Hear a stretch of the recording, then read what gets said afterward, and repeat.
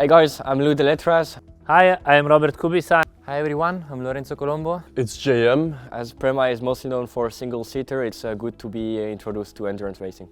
WEC and ELMS. Those are the two main championships of endurance. WEC is World Endurance Championship, ELMS is European Le Mans Series. I can say Prema Orlen team is doing WEC.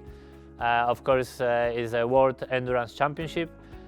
We race in different countries, different continents. ELMS has shorter races and is mainly in European circuits.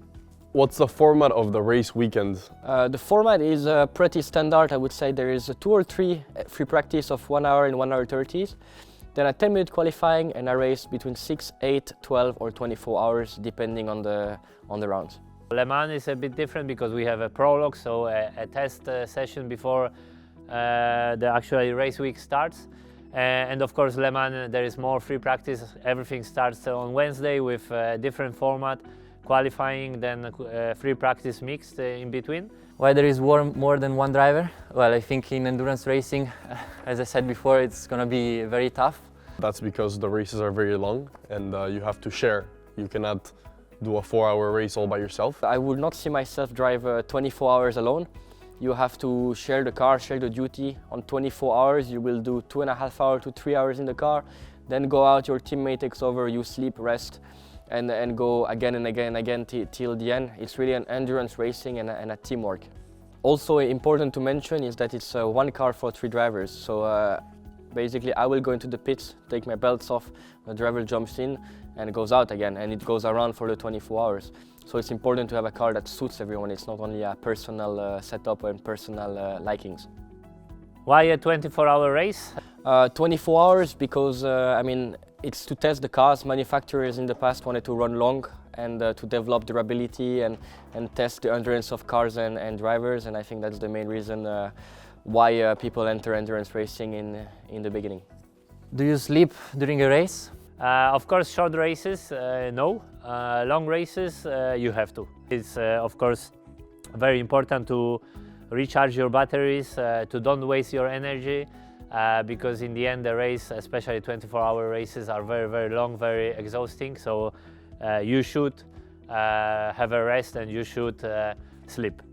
Behind the garages we have some trucks and area to rest, but I would say 500 meters away we have some kind of hospi, maybe let's say a small temporary house with beds and a shower and a kitchen where we can be a bit isolated, but the noise is always hard, there is people, there is fans, so it's not the best rest place. What about the champagne shower? So why do we do champagne showers?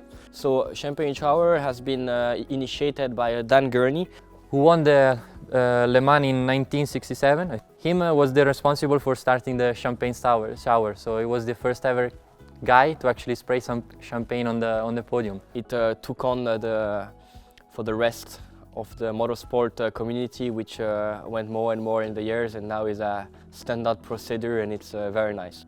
I learned something new. That's very cool. How many category and cars? So in WEC there will be 2 kind of main class between prototypes, hypercar and LMP2, which we compete in. And then you have GTE in amateur, which means with a bronze driver, and in pro category where manufacturers compete. And ELMS have LMP2, LMP3 and GTEs, also with some category with amateurs. Then each category has different teams. In LMP2 we are 15, so 15 competitors is quite high challenge. And for ELMS, there's 17 cars in the LMP2 category, which is the main class in ELMS. That's what I'm going to be racing in. We all race together, so it doesn't matter which category you're on, you will overtake GTEs, hypercars or LMP3s during your race, and that's the significant difference in endurance racing. Traffic is a big factor into how you manage the race. It's going to be something completely new for me. I've been getting tips from drivers like Robert when we were doing the test, and it really can change your stint completely if you're managing the traffic well or not. So it's going to be a new challenge. Now we will talk about the FIA driver categorization. It's a very important term for us. Basically you have 4 categorization, platinum and gold, which are professional drivers, silver, which are the young and less experienced drivers, and bronze, which are amateurs. And there's also rules of what driver a team can have. You cannot have all 3 experienced drivers. You need to have at least 1 silver or bronze driver, which is someone that has no experience mainly in endurance. This year I will be the silver in ELMS. And FIA is trying to categorize driver based on performance, on the history, on CV of the driver. For example, myself, I'm platinum because I won F1 Grand Prix, and probably forever I will be platinum. Then you can get upgraded or downgraded depending on your performance. And as I said before, in LMP2 category there is obligation of having 1 silver driver, which is Lorenzo. What is minimum driving time for any driver? Minimum driving time depends how long the race is. The silver driver, which is the youngest driver of the lineup, needs to do a minimum time, let's say on 4 hours, he will do 1 hour 30. And depending on the time, for example in Le Mans, every driver has to do minimum 6 hours.